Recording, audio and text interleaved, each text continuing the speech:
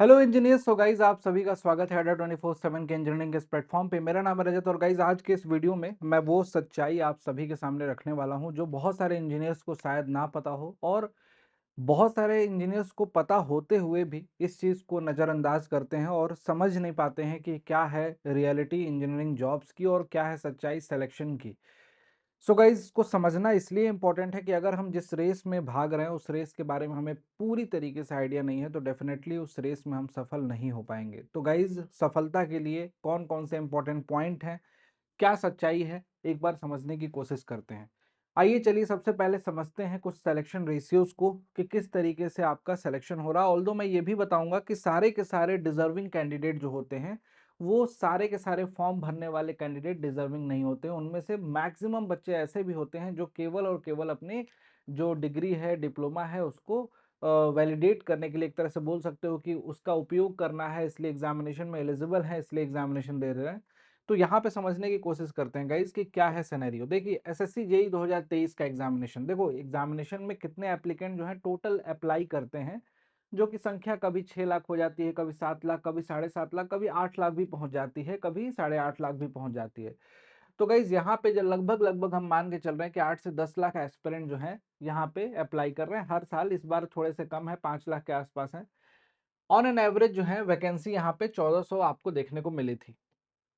ठीक, यानी कि अगर रेशियो देखा जाए सिलेक्शन का तो 1:700 रेशियो, और अप्रोक्सीमेटली परसेंटेज में टर्म्स में कैलकुलेट किया जाए तो 0.14% यहाँ पे सिलेक्शन रेशियो, जो कि बहुत ही ज़्यादा कम है, बहुत ही कम है। वैकेंसीज डेफिनेटली बहुत कम है इतने बच्चों में, तो यहाँ पे लगभग लगभग परसेंटेज भी उसी हिसाब से कम आपको देखने को मिल रहा है। आरआरबी में देखिए लगभग लगभग 14 से 15 लाख फॉर्म भर दिए गए थे। अब आरआरबी जेई एग्जामिनेशन 2019 की बात कर रहा हूँ, उसके बाद अभी भी एग्जामिनेशन हुए, तो यहाँ भी आरआरबी में भी कंपटीशन अच्छा खासा है। वैकेंसीज जो है लगभग लगभग 13,000, इस बार आपको देखने को मिला ही था कि 7,000 के आसपास वैकेंसी है। तो यहाँ पे देख सकते हो गाइस कि 115 बच्चों में से एक बच्चों का सिलेक्शन, यानी लगभग लगभग 1% की यहाँ पे वैकेंट पोस्ट है, 1% का सिलेक्शन हो रहा है। यूपीपीएससी में भी देख सकते हो गाइस कि यहाँ भी लगभग 2 से 3 लाख टोटल बच्चे, 281 पोस्ट पे वैकेंसी आई थी, उस समय अप्लाई किए थे, और यहाँ पे भी सिलेक्शन रेशियो बहुत कम था, ऑलमोस्ट 0.1% से भी कम। इसी तरीके से इन सभी पोस्ट की सभी परसेंटेज को देखा जाए तो कहीं 1%, कहीं 1.5%, कहीं 0.2%, कुछ कुछ जगह पे 0.6%, इस तरीके का रेशियो देखने को मिल रहा है। अगर में भी हो सकता है कि आप मल्टीपल जगह पे एलिजिबल हो, आप एक एग्जामिनेशन में, आप 2-3 एग्जामिनेशन में एलिजिबल हो। अगर आप 2 से 3 एग्जामिनेशन में एलिजिबल हो और आप 2-3 एग्जामिनेशन के फॉर्म को फिल किए हो एक साल में, तो आप कहीं ना कहीं मान सकते हो कि ओवरऑल आपके हर एग्जामिनेशन में सिलेक्शन के परसेंटेज 1% के अप्रॉक्सीमेटली हैं, मतलब जितने बच्चे एप्लीकेंट फॉर्म भर रहे हैं। अब गाइस जितने भी बच्चे फॉर्म भरते हैं थोड़ा सा ये भी समझ लेते हैं कि सिलेक्शन के चांसेस लगभग लगभग 1%, 2%, कुछ कुछ एग्जामिनेशन में यही परसेंटेज जो है 4 से 5% हो जाता है, 4 to 5% कुछ एग्जामिनेशन में, जहाँ पे फॉर्म बहुत कम भरे जाते हैं। जितने पीएससीज के एग्जामिनेशन होते हैं उसमें फॉर्म कम भरे जाते हैं, जैसे बीपीएससी हो गया, वहाँ पे फॉर्म कम भरे गए, लगभग 22-23 हज़ार बच्चों ने फॉर्म दिया, लेकिन वहाँ भी कंपटीशन इक्वली इंपॉर्टेंट होता है। वहाँ पे पढ़ने वाले बच्चे ही जाके इन लंबे लंबे एग्जामिनेशन, 3-3 दिन के एग्जामिनेशन को देते हैं। तो गाइस समझने वाली बात यह है कि लेट अस सपोज हम 2% भी ऑन एन एवरेज मान लेते हैं, तो 2% में आने के लिए आपको कितनी मेहनत की आवश्यकता है, इस बात को बहुत अच्छे से समझना पड़ेगा।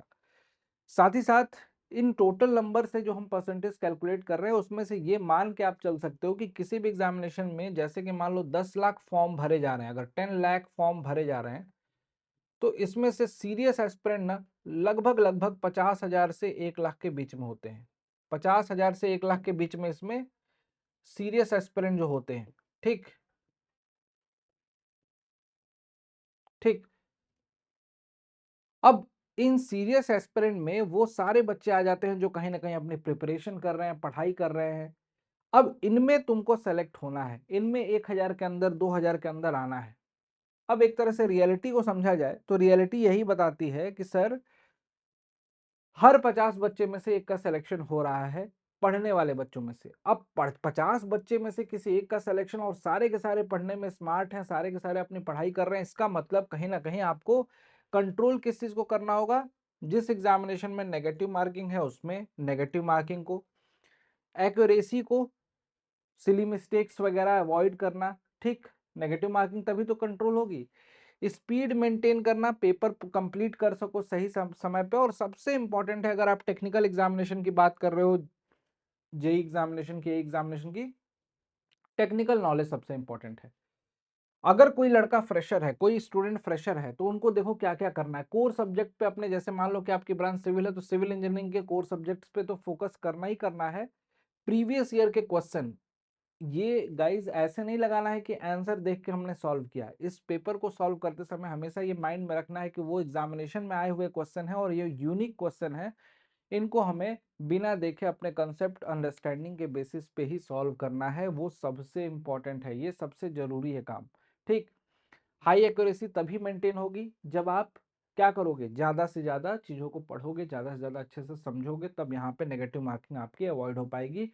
और कॉन्सेप्चुअल क्लैरिटी होने के बाद ऑटोमेटिकली आपकी स्पीड भी बढ़ जाती है, क्वेश्चन प्रैक्टिस में मजा आने लगता है, नंबर भी इंप्रूव होते हैं। तो गाइज इन सब को आपको करना पड़ेगा अगर इस बार आपको सिलेक्शन लेना है एसएससी जेई में या फिर किसी भी अदर एग्जामिनेशन में। उसके लिए मैं बस आपको बोलूंगा कि अगर आप पढ़ रहे हो XYZ किसी भी प्लेटफॉर्म पे या फिर अडा 24/7 पे आप पढ़ना चाहते हो, तो गाइज टेस्ट सीरीज सबसे इंपॉर्टेंट है। पहले तो सबसे पहले कॉन्सेप्ट पढ़ना स्टार्ट कीजिए। ये जो महापैक दिख रहे हैं आपको, इसमें आपको क्लासेस तो मिल ही रही हैं, क्लास करो। क्लास के बाद क्या करो, दूसरा काम, आपको कॉन्सेप्ट पढ़ लिया, अब क्वेश्चन प्रैक्टिस। क्वेश्चन प्रैक्टिस के लिए सबसे पहला स्टेप प्रीवियस ईयर के क्वेश्चन, तो प्रीवियस ईयर क्वेश्चन भी टेस्ट सीरीज में ऐड कर दिए गए हैं। तो प्रीवियस ईयर क्वेश्चन की टेस्ट सीरीज, उसके बाद मॉक टेस्ट। और पैरेलली क्या चलता रहेगा, पैरेलली यूट्यूब पे जो फ्री क्लासेस दी जा रही हैं उनको आप पैरेलली करिए। गाइज इस इतना करते हो तो कंपटीशन में आप बने रहोगे, बरकरार रहोगे। बस आपको अपने नेगेटिव मार्किंग और अपनी एक्यूरेसी पे फोकस करना है, सिलेक्शन ऑटोमेटिकली मिल जाएगा। और गाइज आप में से जो भी एस्पिरेंट सिविल, मैकेनिकल, इलेक्ट्रिकल के हैं, जिनको ज्वाइन करने हैं ये महापैक, आपको ये महापैक अड्डा 24/7 एप्लीकेशन पे मिल जाते हैं। लोवेस्ट प्राइस में मिल रहे हैं, डिस्क्रिप्शन में लिंक भी है और नीचे दिए गए नंबर पे कॉल भी कर सकते हैं आप लोग अगर आपको ज्वाइन करना है। Thank you so much, I hope आपको सारी बातें समझ में आई होंगी गाइज। प्रिपरेशन करिए तो फोकस्ड वे में करिए, जी जान लगा के करिए कि कोई भी गुंजाइश ना हो रिजेक्शन की। Thank you so much.